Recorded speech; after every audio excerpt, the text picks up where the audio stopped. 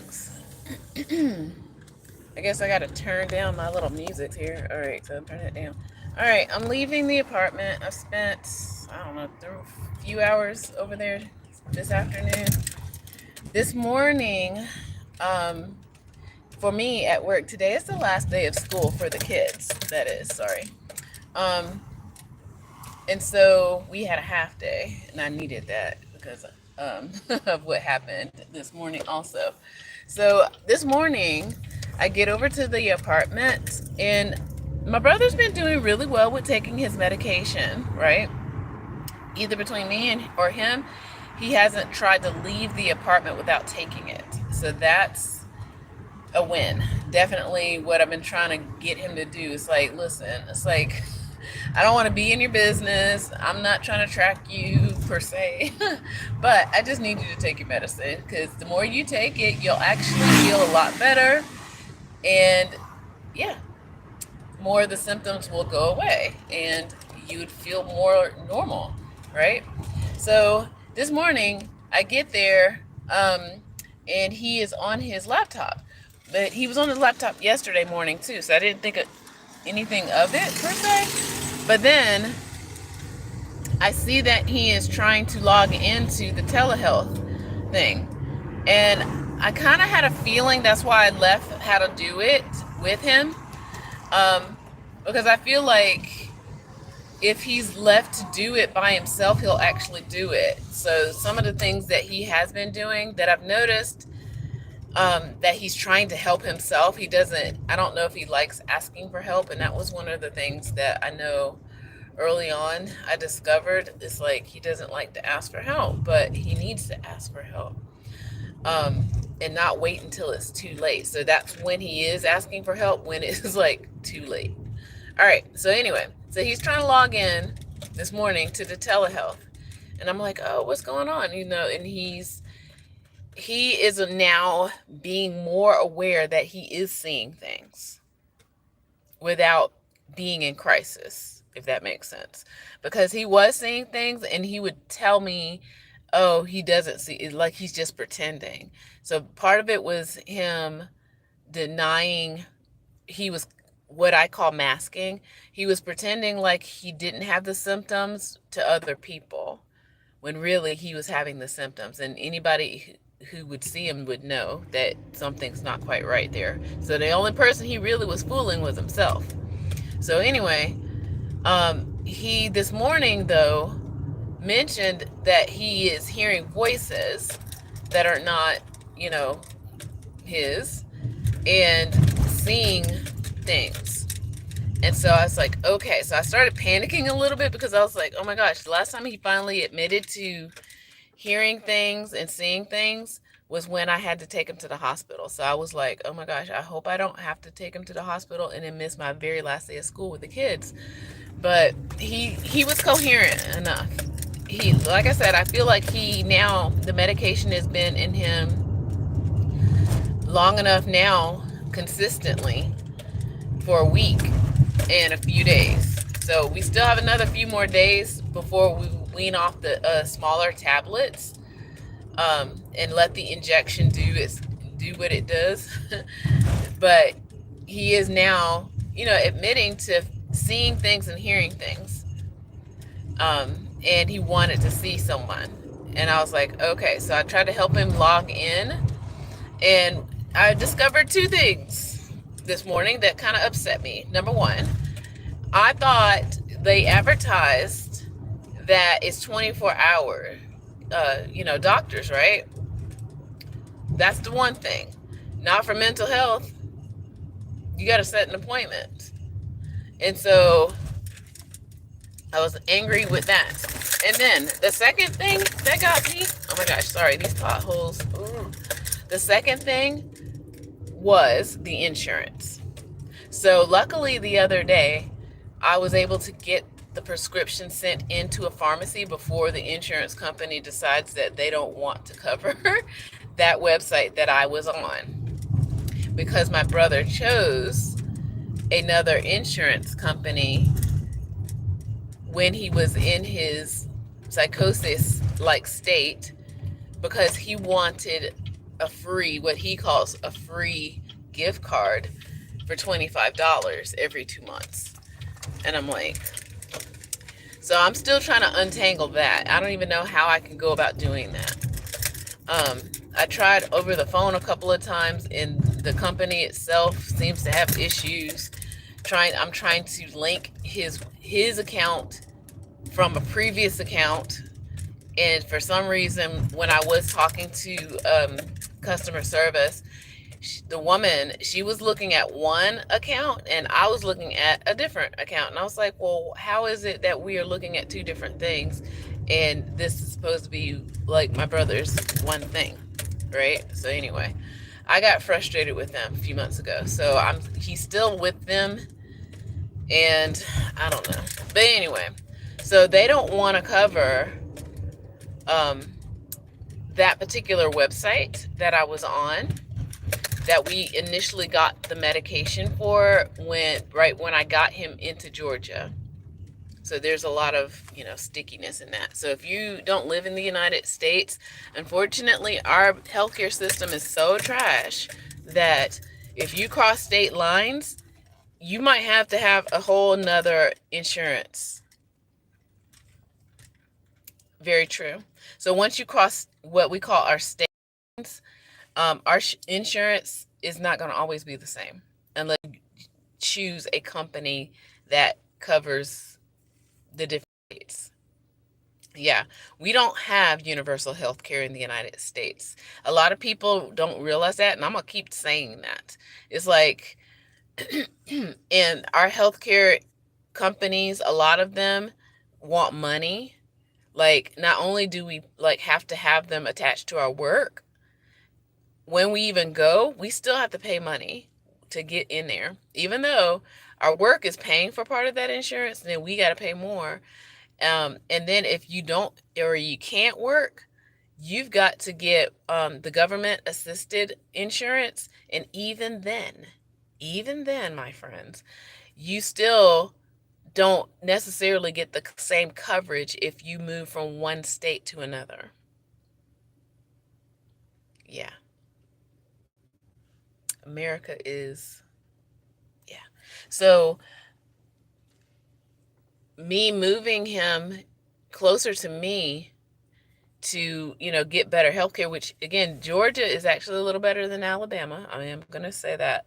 But the companies, all of them do different things. With better healthcare, anybody with universal healthcare, Canada, Mexico, anywhere you can walk in and they'll take you. Like, even right now, if you walk in or you try to walk into a doctor's office, that's not going to happen. The best you can do is to go to the emergency room and sit there and wait for hours for some help. That's a good question. I don't know who's the best in the world. If I knew, I'd probably be going there, looking to live there. Because, yeah, so we don't have free healthcare here. Even if it's government assisted, it's not even free, because some companies don't cover certain things. So that's the other thing. So I'm trying to get my brother therapy. He's on the government assisted insurance, and some doctors don't even take that. They're just like, oh yeah, no thanks, I'm not gonna take that. So I have to scrounge around looking for certain doctors that will even take him.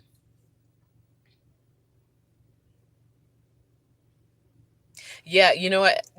Funny you say that, Cuba, because a couple of years ago, I had this plan, and I still have this plan.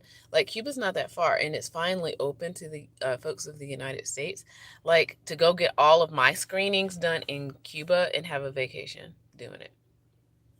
Everything.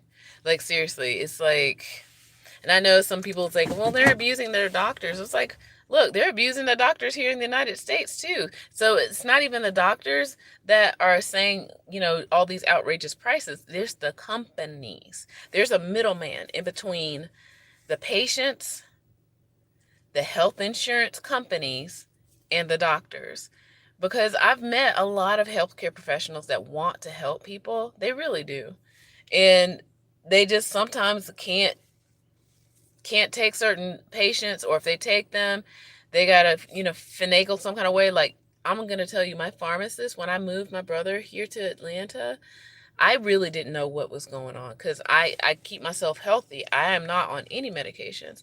So I had to learn how, on the fly, how to ask certain questions, just to know what to do. And luckily, my pharmacist, she was one of the ones that was super helpful in transferring his medication here, because otherwise it would have been so bad. But the telehealth was also super helpful too. Um, but yeah, and hmm well, I mean, you know, medicine is only as hard as you want it to be. There's a lot of people who study medicine, you know.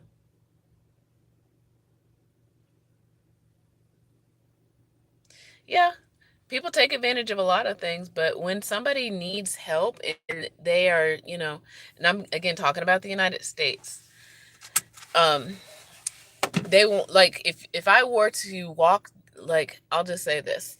Let me, in fact, try to pull out my own medical card from my wallet.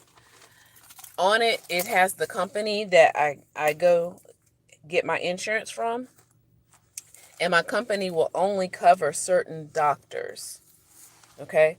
So if I needed, I don't know, if I needed something like a liver transplant or something like that, I would have to find a liver transplant doctor that would take my insurance. If that doctor doesn't take it, it's not that they won't treat you, but you, the person, will have to pay those hundreds of thousands of dollars. And even still,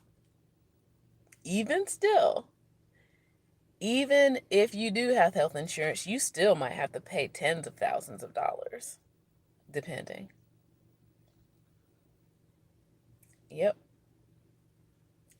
So I'm trying to remember, there was a documentary by Michael Moore, and I know a lot of people don't like him anymore, but back in his heyday in the 90s, um, he had a documentary. I think it was right before Bowling for Columbine. I cannot remember the name of it, but he basically talked. It's not even about the people who can't even afford health insurance. It's the people who work, like me. Like, I got a job, okay? I've got a job, and if something happens to me, say I don't know, if I was in an automobile accident and I really needed like certain kind of procedures and things like that, um, my insurance won't cover everything. I'm gonna just be honest. I already know this. It wouldn't pay for everything. I would have to pay out of pocket, cash money. Okay. So, and Michael Moore, in that particular documentary, he talked about how, regular everyday people who have jobs, it's not even people trying to, skirt the system. It's not like people are trying to cheat the system. The system is flawed in itself. The system is trash here in the United States. Okay. Yeah, sicko. Thank you. So yeah, so the health insurance companies are the ones. The doctors do want to treat you, and in fact they do. It's not like they'll say, "Oh, no, thank you." Like, "What's your health insurance?" "Oh, no." Like, there are some that won't. But then, if, like I said, if you're in a situation where you are in a, car accident or something happened, they will treat you. But they'll send you a bill. Okay? They will send you that bill, and then they will ask, whew, I tell you, and nowadays they are relentless on trying to get those bills paid now. Like, seriously.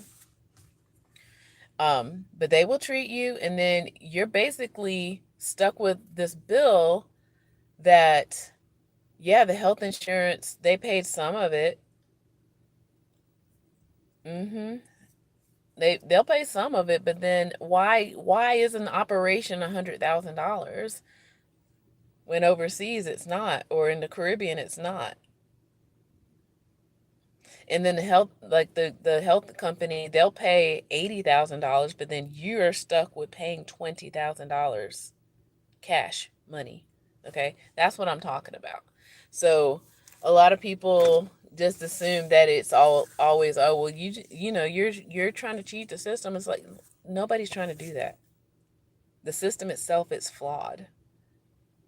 you know and then, like I said, with my brother's situation, I'm just trying to figure out like who's going to take his insurance. Okay. Yeah, helicopter rides, ambulance rides nowadays. Like, I hate to say this, it's the trend in the United States now, not even to call 911, but to call Uber. Like, call an Uber and get you to the emergency room. you know so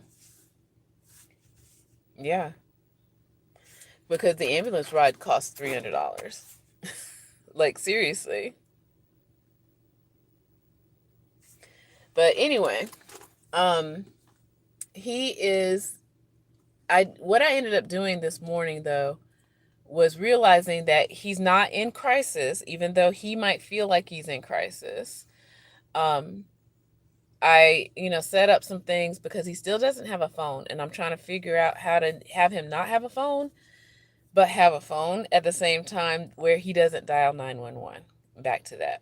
Okay, cuz um yeah.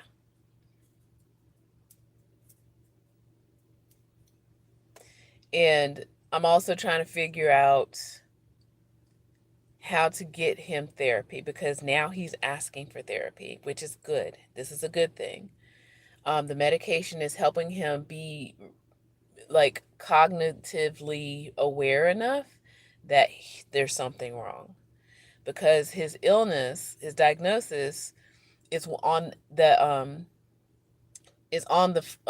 I guess spectrum of a mood disorder, and he doesn't realize that he is ill. And that's that sad thing about mental illness. There's some illnesses that where they don't even know that they're sick. They don't think they're sick. They're just like, I'm fine. What are you talking about? And he's not now starting to catch himself and realize, like, that's not me. This isn't me. That's unusual. So he's starting to realize, and that, like I said, that's a good thing. And now he is asking for therapy. And now I have to find a therapist that will take his insurance, or I will have to pay for it, which I'm like, I can't afford it. Because again, back to the whole, like, I got health insurance. I can't even get him on my health insurance. Okay. So, yeah, there's that. That's the new battle. It's like he wants the help. And this is, again, why so many people in the United States, y'all, that if you see people homeless on the streets and stuff, they have to, people have to do so much to try to get the help that they need. And it's nobody's fault but the system. Okay. It's like people blame them, because it's like, no, you've got to, next thing, first you're sick, first of all, and then you've got to get on the phone with somebody, talk to them, or now it's all automated and AI'd up. That's another thing, that I've realized, again, as I said earlier in this video, trying to figure out, well, why does my brother have two accounts and I can't see one, and the woman on the other end can't see the other one? I'm like, what's that about? You know? Um, and they're firing people, so I can't have a conversation with a human to get them to realize that, look, there's things happening, rather than get on an automated system where, like, the automated system doesn't understand that it makes mistakes. Oh yeah, speaking of, okay, so I don't even remember the name of the company. So I tried to get my brother's birth certificate because he had lost it since 2020. And so he can get ID here in Georgia, the state of Georgia. And I tried to do it with the automated AI thing for months, weeks and months, because first of all, they said, oh, do all this, blah, blah, blah, and it's going to take like 4 to 6 weeks. I'm like, okay, so I can wait it out. 4 to 6 weeks comes around, then still nothing is happening. So now I got to call a number, wait on there. Y'all, they would have you waiting for an hour. Like, seriously, I'm not even trying to be funny. And I talked to one woman once in April because it was my spring break. I used that time because I got to work, right? And I just have to, make those phone calls and have those, things to talk about with these people. And so I'm on the phone with that lady.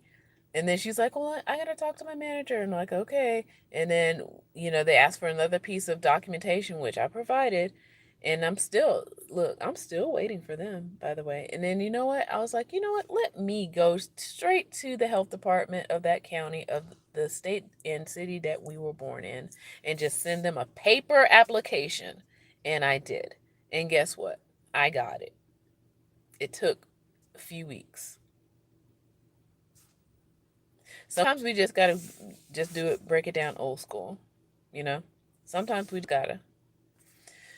So I do have his birth certificate, but I'm still working now. And then the final piece, I know this is a little rambly. He wants to go to therapy. He wants to get health care, but he also has extreme anxiety and memory problems. I think it's because of the memory problems that he freaks out and he glitches out. And he's like, I don't know what to say to anybody. Like, he can barely talk sometimes. I'm probably the only person that can understand him most of the time anyway. And so the other day when I got his prescriptions telemedicine, luckily the woman talked to me, that doctor, she talked to me because, again, some of these HIPAA laws, some of these doctors are too scared to talk to somebody who is not the patient, and the patient has to speak for themselves. When the patient has such extreme anxiety that they are like mute. So I don't know. I'm getting through it though. Look, I mean, I'm frustrated, but I'm getting through it. I'm gonna just tell you, I'm making gains. I'm glad that I got that medication renewed before my health insurance decided they didn't want to deal with that company anymore. I'm like, are you serious? Are you serious? I, and I almost let him go try to see the therapist that day. But I was like, you know what? Let's do the medicine first. And I'm glad I did because the medicine is being ordered. I can go pick up some of it this weekend and the next few days.